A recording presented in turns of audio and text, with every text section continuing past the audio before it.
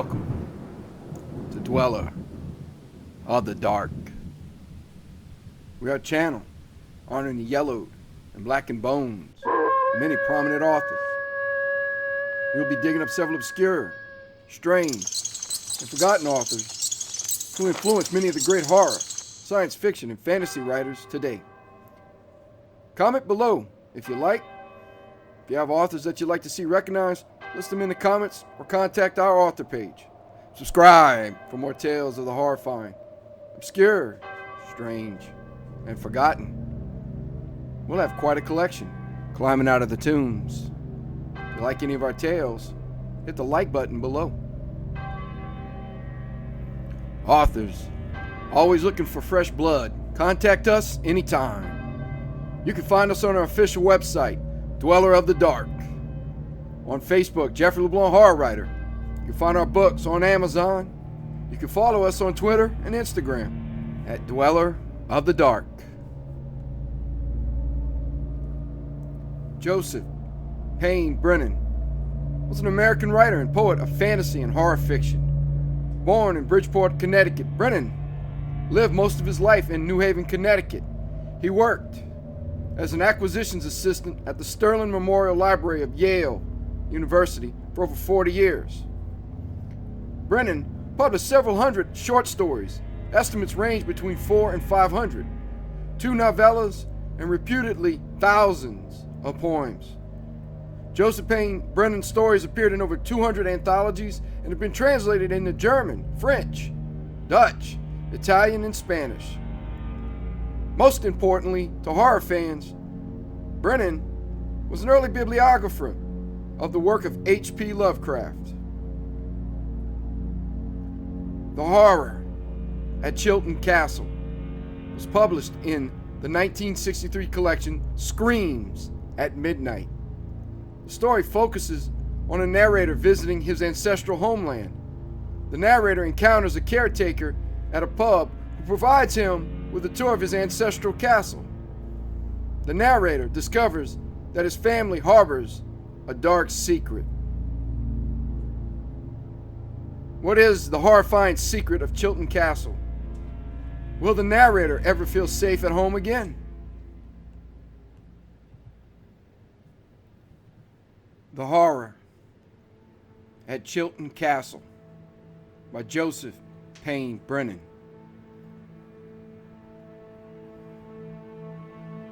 I had decided to spend a leisurely summer in Europe, concentrating, if at all, on genealogical research.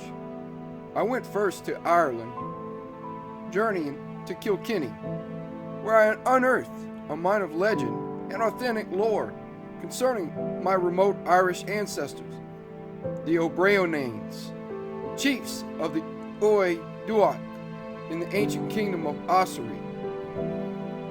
The Brennans, as the name was later spelled, lost their estates in the British confiscation under Thomas Wentworth, Earl of Stafford. The thieving Earl, I am happy to report, was subsequently beheaded in the Tower. From Kilkenny, I traveled to London and then to Chesterfield in search of maternal ancestors, the Holborns, Wilkersons, Searles, etc. Incomplete and fragmentary records left many great gaps, but my efforts were moderately successful, and at length I decided to go farther north and visit the vicinity of Chilton Castle, seat of Robert Chilton Payne, the 12th Earl of Chilton.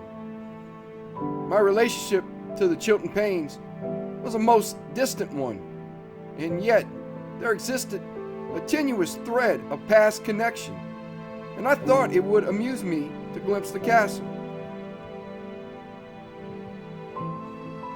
Arriving in Wexwold, the tiny village near the castle, late in the afternoon, I engaged a room at the Inn of the Red Goose, the only one there was, unpacked, and went down for a simple meal consisting of a small loaf, cheese, and ale. By the time I had finished this stark and yet satisfying repast. Darkness had set in, and with it came wind and rain. I resigned myself to an evening at the inn. There was ale enough, and I was in no hurry to go anywhere.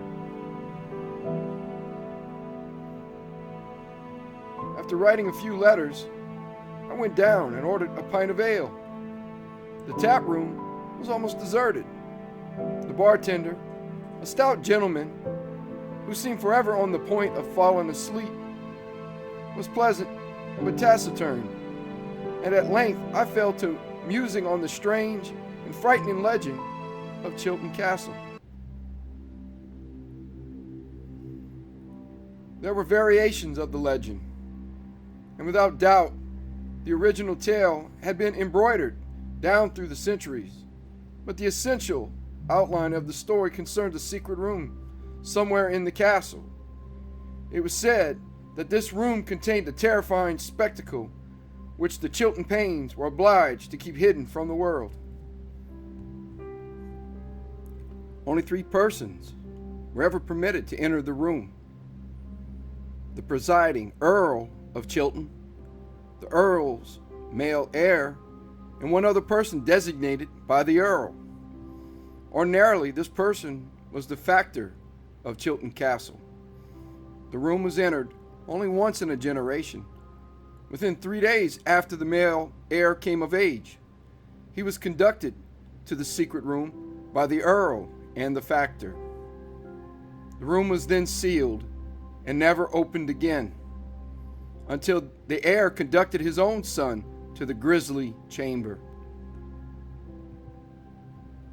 According to the legend, the heir was never the same person again after entering the room. Invariably, he would become somber and withdrawn. His countenance would acquire a brooding, apprehensive expression which nothing could long dispel. One of the earlier Earls of Chilton had gone completely mad and hurled himself from the turrets of the castle. Speculation about the contents of the secret room had continued for centuries. One version of the tale described the panic-stricken flight of the Gowers, with armed enemies hot on their flagging heels. Although there had been bad blood between the Chilton Paynes and the Gowers, in their desperation, the Gowers begged for refuge at Chilton Castle. The Earl gave them entry, conducted them to a hidden room, and left with a promise that they would be shielded from their pursuers. The Earl kept his promise.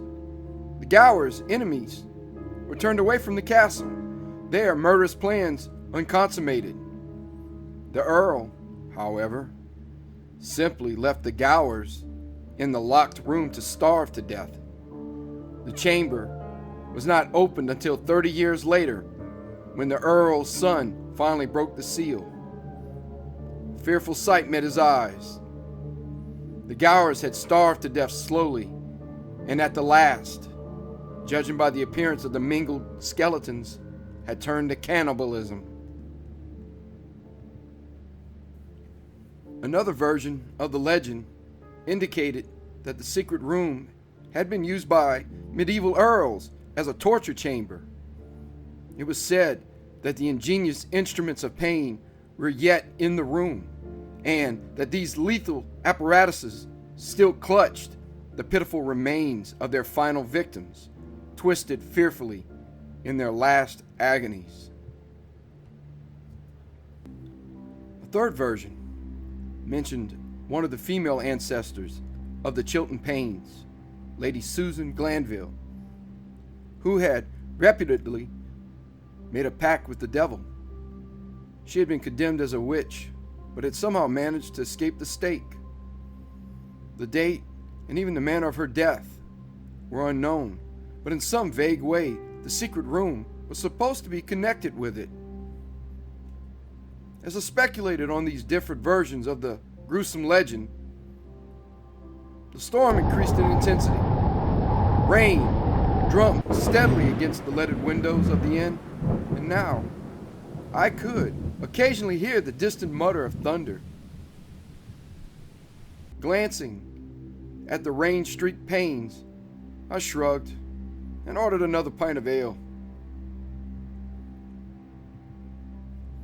I had the fresh tankard halfway to my lips when the tap room door burst open, letting in a blast of wind and rain.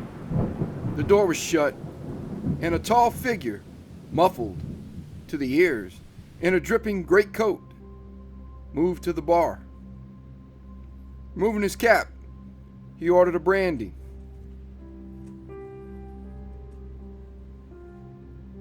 Having nothing better to do, I observed him closely. He looked about 70, grizzled and weather-worn, but wiry, with an appearance of toughness and determination. He was frowning, as if absorbed in thinking through some unpleasant problem, yet his cold blue eyes inspected me keenly for a brief but deliberate interval. I could not place him in a tidy niche. He might be a local farmer, and yet I did not think that he was. He had a vague aura of authority, and though his clothes were certainly plain, they were, I thought, somewhat better in cut and quality than those of the local countrymen I had observed. A trivial incident opened a conversation between us. An unusually sharp crack of thunder made him turn towards the window. As he did so, he accidentally brushed his wet cap onto the floor. I retrieved it for him. He thanked me, and then we exchanged commonplace remarks about the weather. I had an intuitive feeling that although he was normally a reticent individual, he was presently wrestling with some severe problem which made him want to hear a human voice. Realizing there was always the possibility that my intuition might, for once, have failed me, I nevertheless babbled on about my trip, about my genealogical researches in Kilkenny, London, and Chesterfield, and finally, about my distant relationship to the Chilton Paynes, and my desire to get a good look at Chilton Castle. Suddenly, I found that he was gazing at me with an expression which, if not fierce, was disturbingly intense.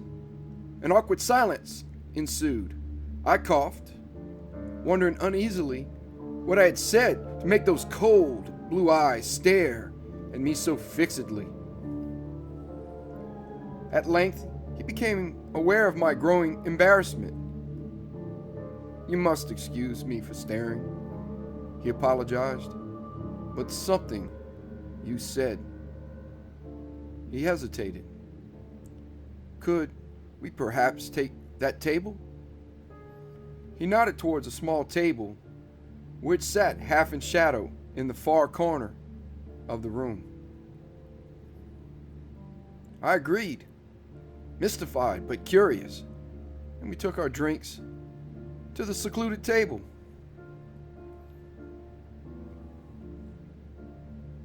He sat frowning for a minute, as if uncertain how to begin. Finally, he introduced himself as William Cowith. I gave him my name, and still he hesitated. At length, he took a swallow of brandy and then looked straight at me. "I am," he stated, "the factor at Chilton Castle." I surveyed him with surprise and renewed interest. "What an agreeable coincidence!" I exclaimed. "Then perhaps tomorrow you could arrange for me to have a look at the castle?" He seemed scarcely to hear me. Yes, of course," he replied absently. Puzzled and a bit irritated by his air of detachment, I remained silent.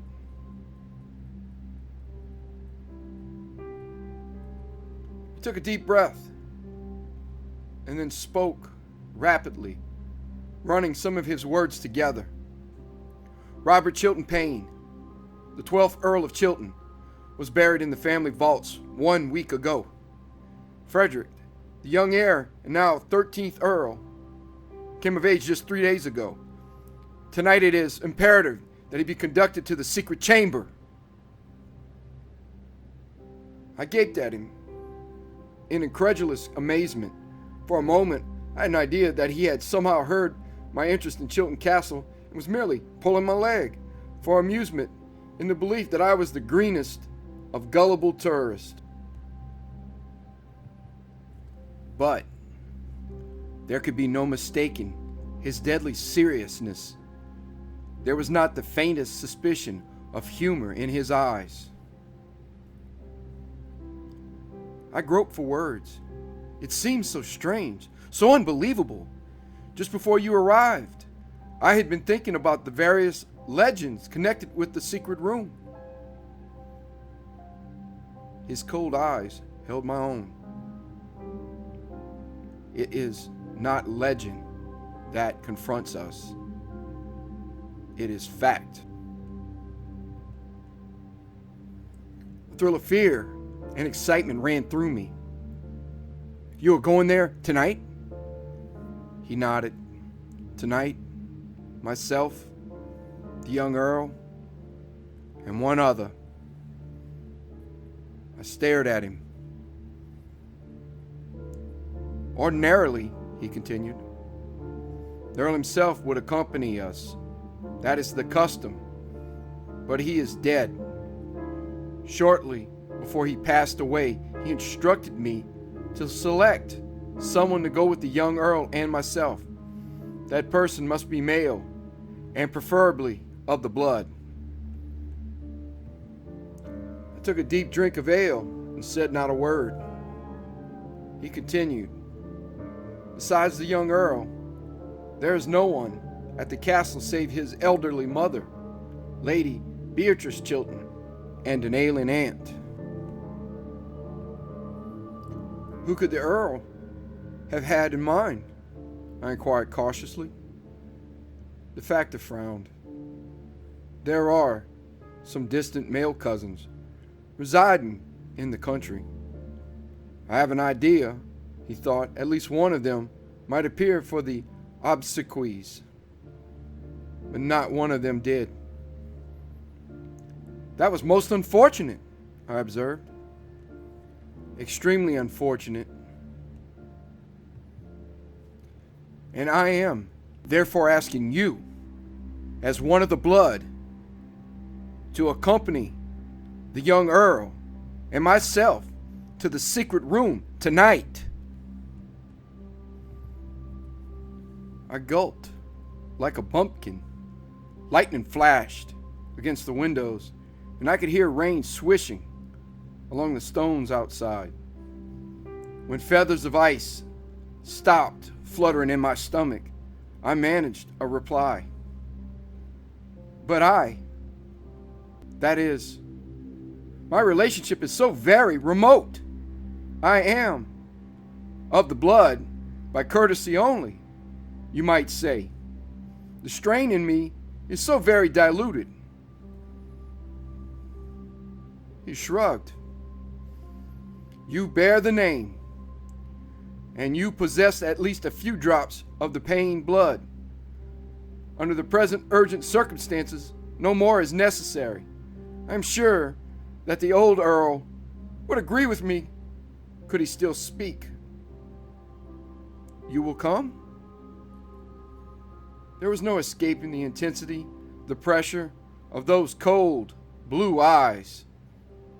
They seemed to follow my mind about as it groped for further excuses. Finally, inevitably, it seemed, I agreed. A feeling grew in me that the meeting had been preordained, that somehow I had always been destined to visit the secret chamber in Chilton Castle. We finished our drinks, and I went up to my room for rainwear.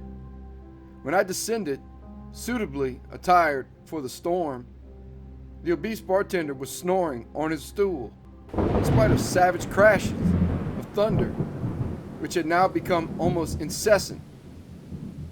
I envied him as I left the cozy room with William Cowith. Once outside, my guide informed me that we would have to go on foot to the castle. He had purposely walked down to the inn, he explained, in order that he might have time and solitude to straighten out in his own mind the things which he would have to do. The sheets of heavy rain, the strong wind, and the roar of thunder made conversation difficult. I walked, Indian fashion, behind the factor, who took enormous strides and appeared to know every inch of the way in spite of the darkness.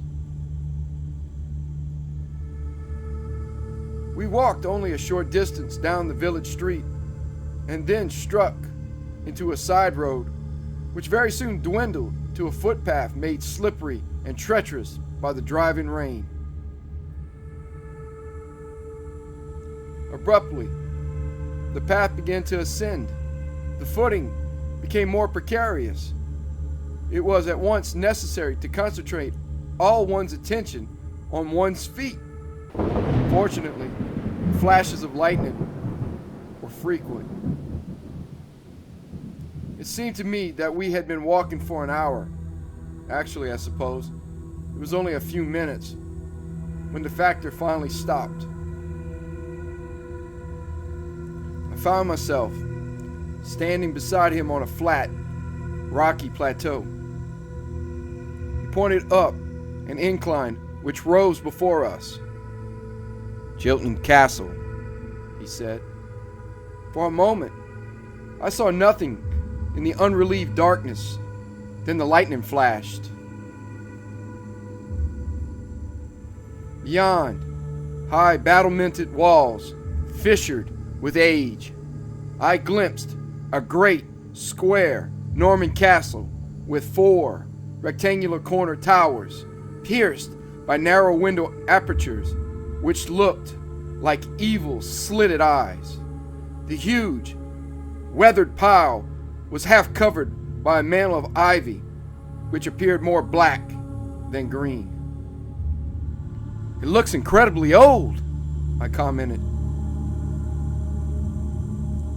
William Cowith nodded. It was begun in 1122 by Henry de Montargis. Without another word, he started up the incline. As we approached the castle wall, the storm grew worse. The slanting rain and powerful wind now made speech all but impossible. We bent our heads and staggered upwards. When the wall finally loomed in front of us, I was amazed at its height and thickness. It had been constructed, obviously, to withstand the best siege guns and battering rams which its early enemies could bring to bear on it. As we crossed a massive timbered drawbridge, I peered down into the black ditch of a moat, but I could not be sure whether there was water in it. A low, arched gateway gave access through the wall to an inner cobblestone courtyard. This courtyard was entirely empty, save for rivulets of rushing water. Crossing the cobblestones with swift strides, the factor led me to another arched gateway and yet another wall. Inside was a second, smaller yard, and beyond spread the ivy-clutched base of the ancient keep itself. Traversing a darkened, stone-flagged passage, we found ourselves facing a ponderous door, age-blackened oak, reinforced with pitted bands of iron. The factor flung open this door, and there before us was the great hall of the castle. 4 long, hand-hewn tables with their accompanying benches stretched almost the entire length of the hall. Metal torch brackets, stained with age, were affixed to sculptured stone columns which supported the roof. Ranged around the walls were suits of armor, heraldic shields, halberds, pikes, and banners, the accumulated trophies and prizes of bloody centuries, when each castle was almost a kingdom unto itself.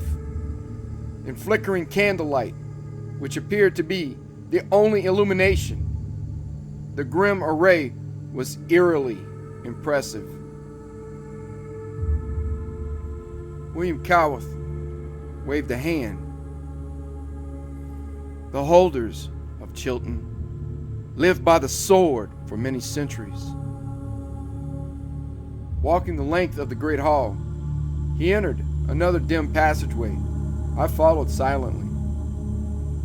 As we strode along, he spoke in a subdued voice. Frederick, the young heir, does not enjoy robust health. The shock of his father's death was severe, and he dreads tonight's ordeal, which he knows must come. Stopping before a wooden door embellished with a carved fleur-de-lis and metal scrollwork, he gave me a shadowed, enigmatic glance and then knocked. Someone inquired who was there, and he identified himself. Presently, a heavy bolt was lifted and the door opened.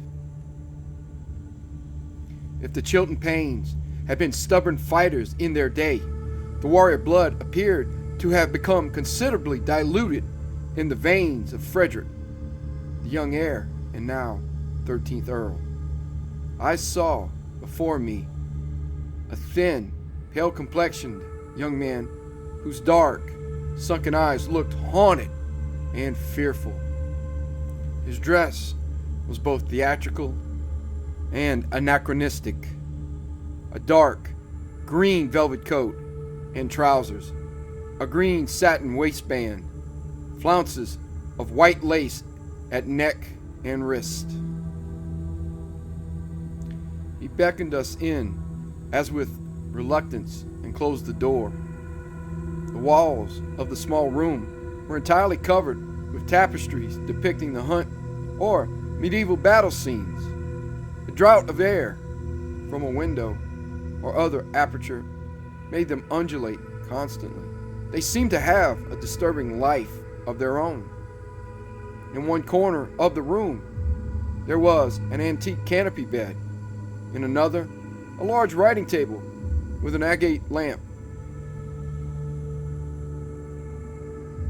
After a brief introduction, which included an explanation of how I came to be accompanying them, the factor inquired if his lordship was ready to visit the chamber. Although he was wan in any case, Frederick's face now lost every last trace of color. He nodded, however, and preceded us into the passage. William Cowath led the way. The young Earl followed him, and I brought up the rear. At the far end of the passage, the factor opened the door of a cobwebbed supply room. Here, he secured candles, chisels, a pick, and a sledgehammer. After packing these into a leather bag, which he slung over one shoulder, he picked up a faggot torch, which lay on one of the shelves in the room. He lit this, then waited while it flared into a steady flame. Satisfied with this illumination, he closed the room and beckoned for us to continue after him. Nearby was a descending spiral of stone steps. Lifting his torch, the factor started down. We trailed after him wordlessly.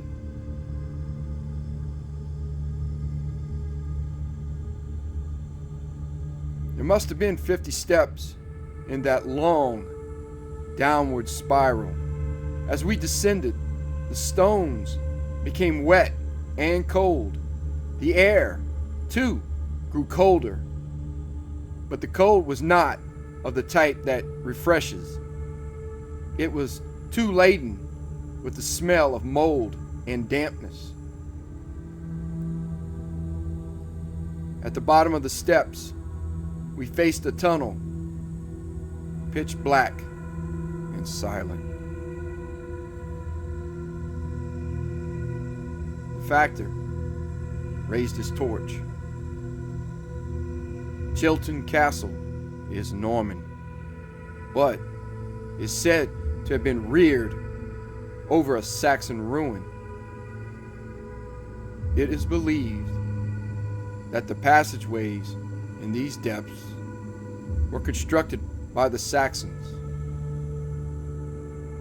He peered, frowning, into the tunnel, or by some still earlier folk. He hesitated briefly, and I thought he was listening. Then, glancing round at us, he proceeded down the passage. I walked after the Earl, shivering. The dead, icy air seemed to pierce to the pith of my bones.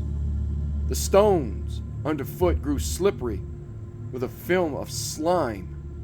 I longed for more light, but there was none save that cast by the flickering, bobbing torch of the factor. Partway down the passage, he paused, and again I sensed that he was listening. The silence seemed absolute, however, and we went on. The end of the passage brought us to more descending steps.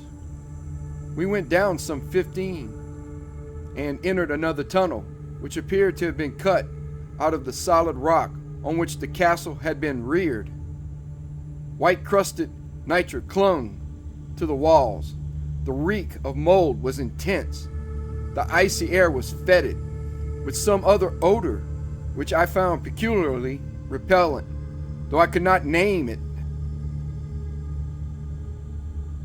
At last, the factor stopped, lifted his torch, and slid the leather bag from his shoulder. I saw that we stood before a wall made of some kind of building stone. Though damp and stained with nitre, it was obviously of much more recent construction than anything we had previously encountered. Glancing round at us, William Cowath handed me the torch. Keep a good hold on it, if you please. I have candles. But, leaving the sentence unfinished, he drew the pick from his sling bag and began an assault on the wall. The barrier was solid enough, but after he had worked a hole in it, he took up the sledgehammer, and quicker progress was made. Once I offered to take up the hammer while he held the torch, but he only shook his head and went on with his work of demolition. All this time, the young Earl had not spoken a word. As I looked at his tense, white face, I felt sorry for him, in spite of my own mounting trepidation. Abruptly, there was silence as the factor lowered the sledgehammer. I saw that a good 2 feet of the lower wall remained. William Cowath bent to inspect it. Strong enough, he commented cryptically. I will leave that to build on. We can step over. For a full minute, he stood looking silently into the blackness beyond. Finally, shouldering his bag, he took the torch from my hand and stepped over the ragged base of the wall. We followed suit. As I entered that chamber, the fetid odor, which I had noticed in the passage, seemed to overwhelm us. It was washed around us in a nauseating wave, and we all gasped for breath. The factor spoke between coughs. It will subside in a minute or two. Stand near the aperture. Although the reek remained repellently strong, we could at length breathe more freely. William Cowliff lifted his torch and peered into the black depths of the chamber.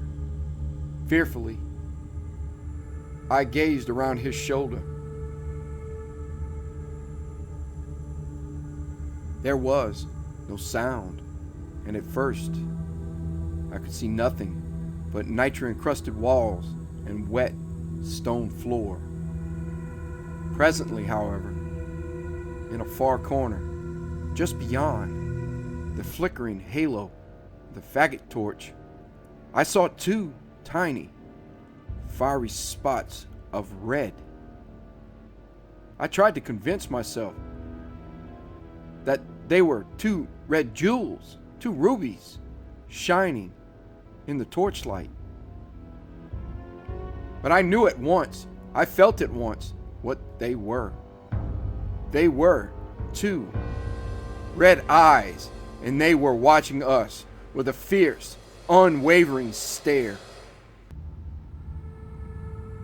The factor spoke softly. Wait here. He crossed towards the corner, stopped halfway, and held out his torch at arm's length. For a moment he was silent.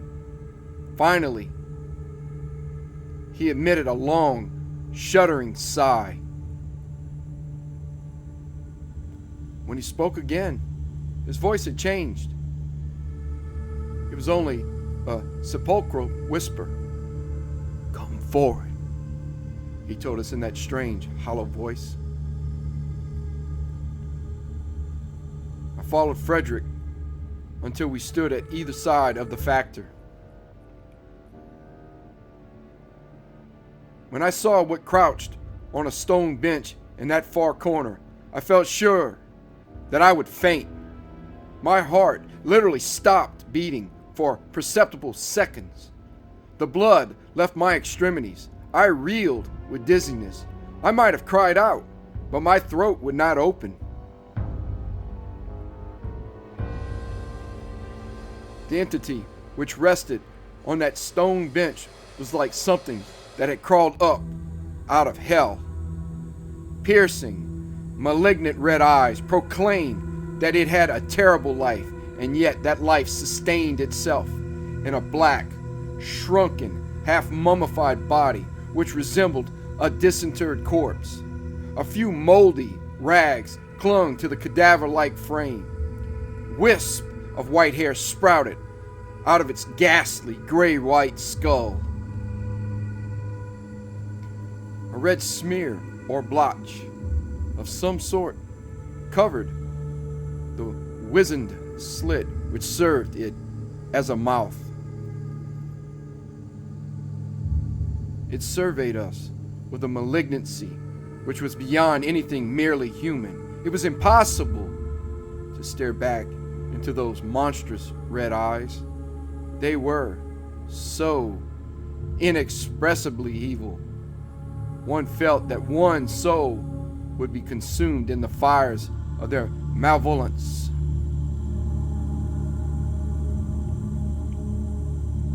Glancing aside, I saw that the factor was now supporting Frederick. The young heir had sagged against him, staring fixedly at the fearful apparition with terror-glazed eyes. In spite of my own sense of horror, I pitied him. The factor sighed again, and then he spoke once more in that low, sepulchral voice. You see before you, he told us, Lady Susan Glanville. She was carried into this chamber and fettered to the wall in 1473. A thrill of horror coursed through me. I felt that we were in the presence of malign forces from the pit itself. To me, the hideous thing had appeared sexless, but at the sound of its name, the ghastly mockery of a grin contorted the puckered, red-smeared mouth. I noticed now for the first time that the monster actually was secured to the wall. The great double shackles were so blackened with age, I had not noticed them before.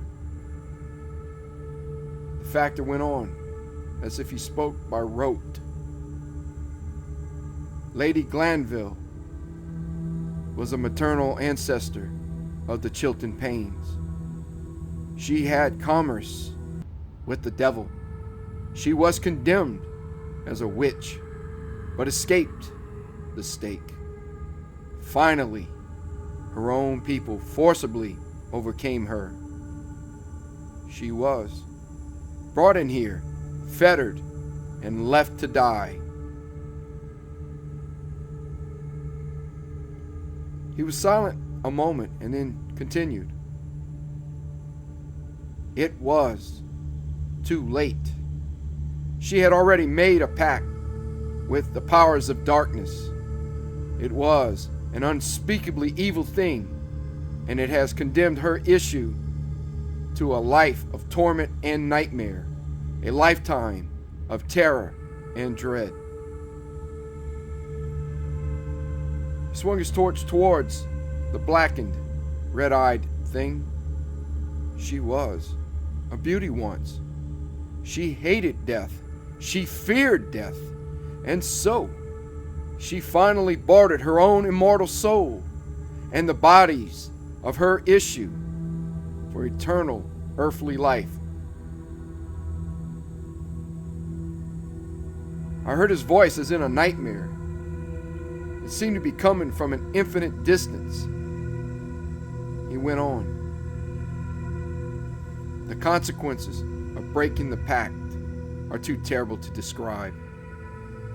No descendant of hers has ever dared to do so.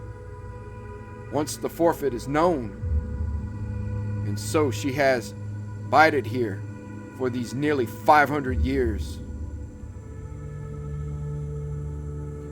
I had thought he was finished, but he resumed. Glancing upwards, he lifted his torch towards the roof of that accursed chamber. This room, he said, lies directly underneath the family vaults. Upon the death of the Earl, the body is ostensibly left in the vaults. When the mourners have gone, however, the false bottom of the vault is thrust aside and the body of the Earl is lowered into this room. Looking up, I saw the square rectangle of a trap door above. The factor's voice now became barely audible. Once, every generation, Lady Glanville feeds on the corpse of the deceased Earl. It is a provision of that unspeakable pact which cannot be broken. I knew now, with a sense of horror utterly beyond description, whence came that red smear on the repulsive mouth of the creature before us. As if to confirm his words, the factor lowered his torch until its flame illuminated the floor at the foot of the stone bench where the vampiric monster was fettered.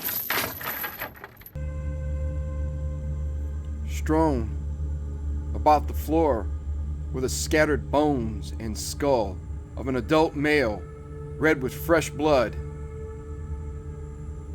and at some distance were other human bones, brown and crumbling with age. At this point, Frederick began to scream. His shrill, hysterical cries filled the chamber. Although the factor shook him roughly, his terrible shrieks continued, terror-filled, nerve-shaking. For moments, the corpse-like thing on the bench watched him with its frightful red eyes. It uttered sound finally, a kind of animal squeal, which might have been intended as laughter. Abruptly then, and without any warning, it slid from the bench and lunged towards the young Earl. The blackened shackles, which fettered it to the wall, permitted it to advance only a yard or two. It was pulled back sharply, yet it lunged again and again, squealing with a kind of hellish glee which stirred the hair on my head. William Cowarth thrust his torch towards the monster, but it continued to lunge. At the end of its fetters, the nightmare room resounded with the Earl's screams and the creature's horrible squeals of bestial laughter. I felt that my own mind would give way unless I escaped from that anteroom of hell. For the first time, during an ordeal which would have sent any lesser man fleeing for his life and sanity, the iron control of the factor appeared to be shaken. He looked beyond the wild, lunging thing towards the wall where the fetters were fastened. I sensed what was in his mind. Would those fastenings hold after all these centuries of rust and dampness? On a sudden resolve, he reached into an inner pocket and drew out something which glittered in the torchlight. It was a silver crucifix. Striding forward, he thrust it almost into the twisted face of the leaping monstrosity which had once been the ravishing Lady Susan Glanville. The creature reeled back with an agonized scream which drowned out the cries of the Earl. It cowered on the bench, abruptly silent and motionless, only the pulsating of its wizened mouth and the fires of hatred in its red eyes giving evidence that it still lived. William Cowarth addressed it grimly. "Creature of hell, if ye leave that bench ere we quit this room and seal it once again, I swear that I shall hold this cross against ye." The thing's red eyes watched the factor with an expression of abysmal hatred, which no combination of mere letters could convey. They actually appeared to glow with fire, and yet I read in them something else: fear. I suddenly became aware that silence had descended on that room of the damned. It lasted only a few moments. The Earl had finally stopped screaming, but now came something worse. He began to laugh. It was only a low chuckle, but it was somehow worse than all his screams. It went on and on, softly, mindlessly. The factor turned, beckoning me towards the partially demolished wall. Crossing the room, I climbed out. Behind me, the factor led the young Earl, who shuffled like an old man, chuckling to himself. There was then what seemed an interminable interval, during which the factor carried back a sack of mortar and a keg of water, which he had previously left somewhere in the tunnel. Working by torchlight, he prepared the cement and proceeded to seal up the chamber, using the same stones which he had displaced. While the factor labored, the young earl sat motionless in the tunnel, chuckling softly.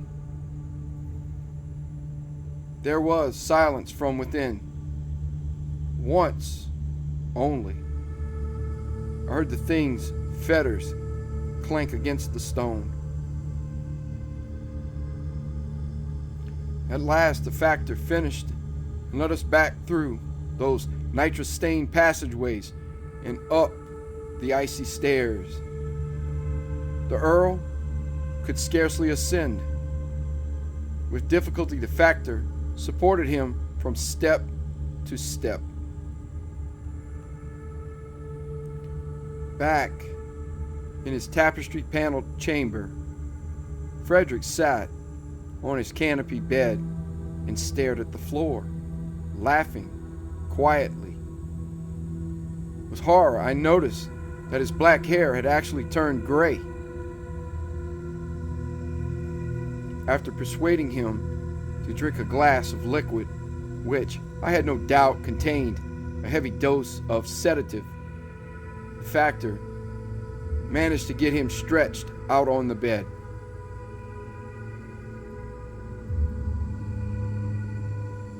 William Cowarth then led me to a nearby bedchamber.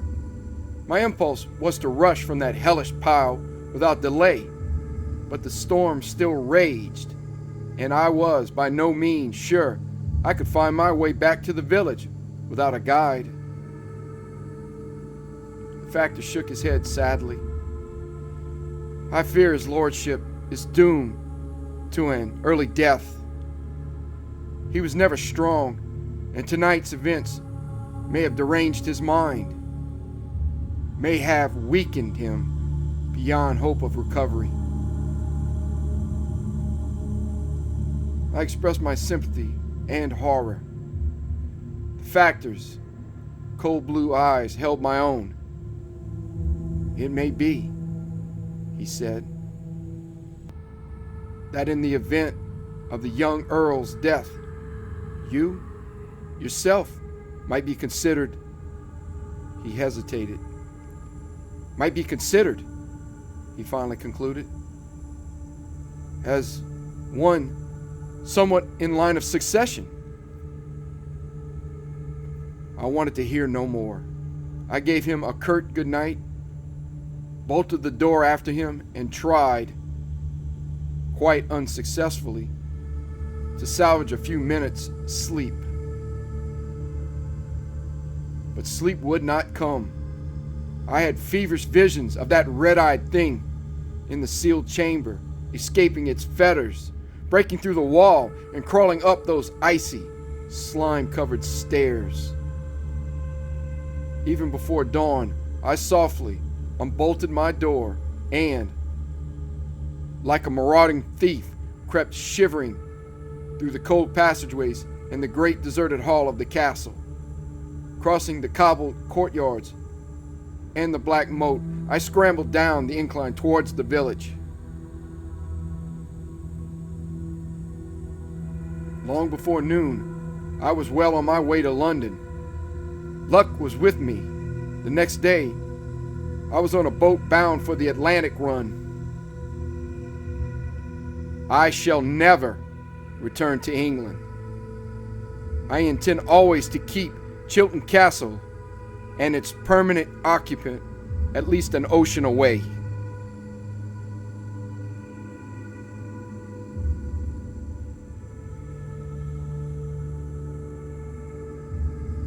Thank you for listening. Have a great night.